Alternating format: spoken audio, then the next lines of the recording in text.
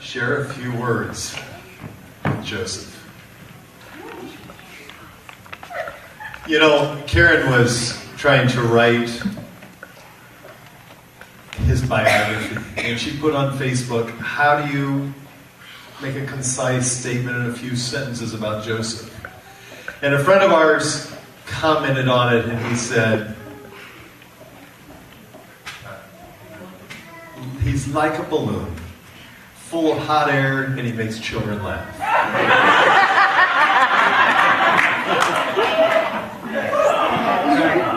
And that really pretty well sums it up.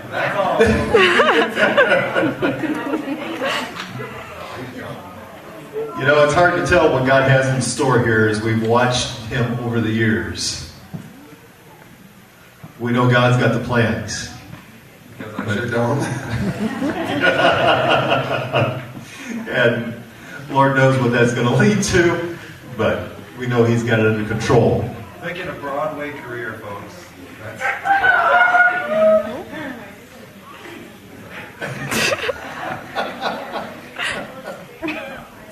All right, I'll let you go.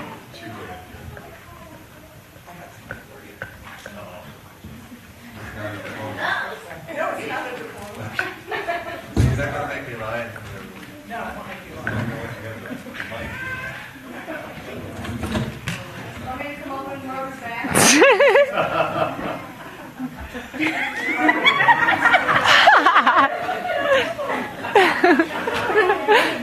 How can I miss you if you won't go away?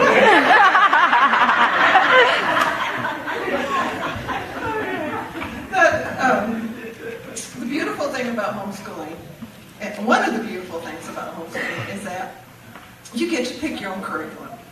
And one of the things that we have picked in our curriculum for our children when they're really little is classic children's literature. So all those classic children's picture books and that we read a lot of throughout the years. And matter of fact, Joseph and I were just talking the other day, one of his favorites was Make Way for Ducklings by Robert McCloskey. Do you know that book? All the little ducklings and that. So when I went actually to do Joseph's biography, I kind of got distracted as I do. And so I wanted to read you a story.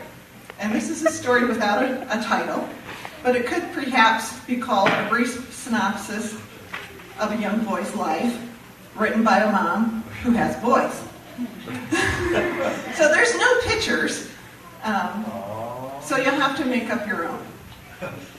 Once upon a time, in a land not so far away, and in a time not so long ago, a little girl prayed that God would give her a little brother. And so he did.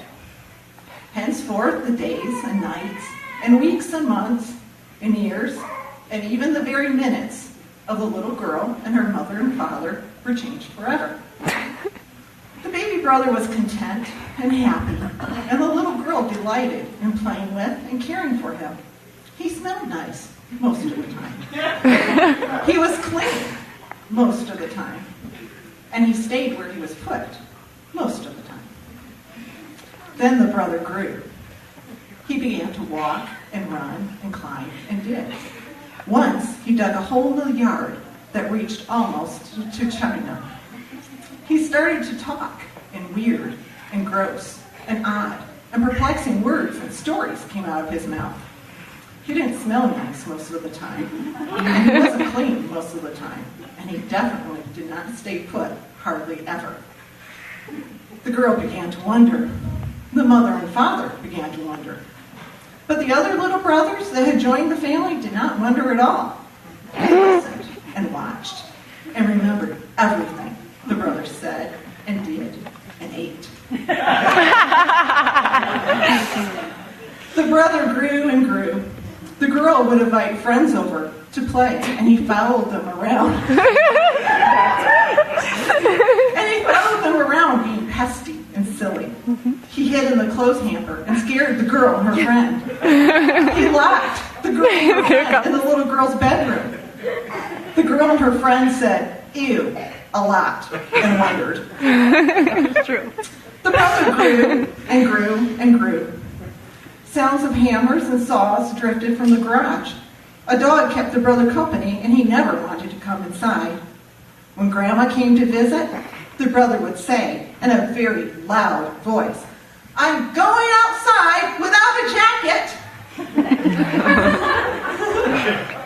The mother wondered if he would ever learn to read.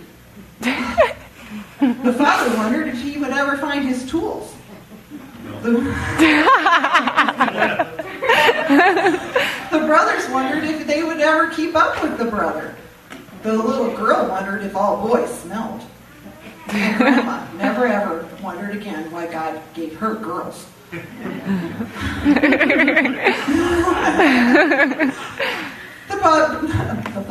The brother grew and grew, and his feet grew and grew. And he ate and ate and ate all manner of odd things, mostly with mustard. He was tall and awkward and gangly. He worked hard.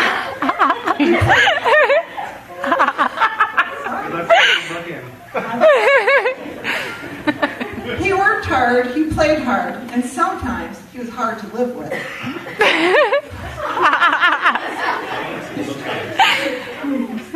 His mother wondered if he would ever stop reading.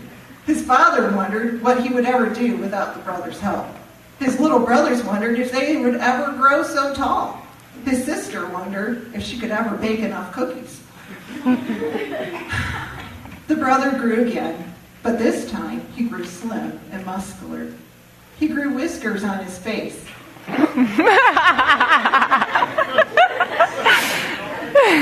grew whiskers on his face and curls on his head. He grew quite handsome.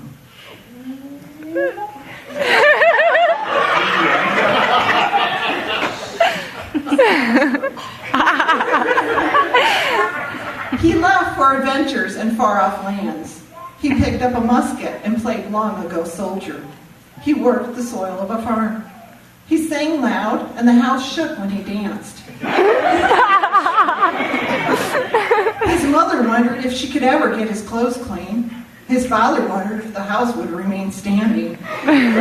His brothers wondered if he would ever come home to play with them. His sister wondered why his room still smelled. And so the brother continued to grow. He grew stronger and wiser. He grew in faith and love. He stood strong against evil and spoke with conviction. He made new friends, and he found a girl. And the brother began to wonder, what did God want him to do? Where did God want him to go? What things did God want him to learn? And what car did God want him to buy? His sister began to wonder what happened to the little baby brother that smelled nice most of the time and stayed put most of the time. The little brothers wondered where the brother was going next and what adventures lay before him. But the mother and father just wondered and wondered and wondered. They wondered how time had passed so quickly. They wondered how the brother had grown so handsome. That was a purposeful pause. And smart. They wondered what mighty works God would do through and for the brother, and where he would call the brother to serve him. But mostly, they wondered if they could ever thank God enough for answering the prayers of a little girl.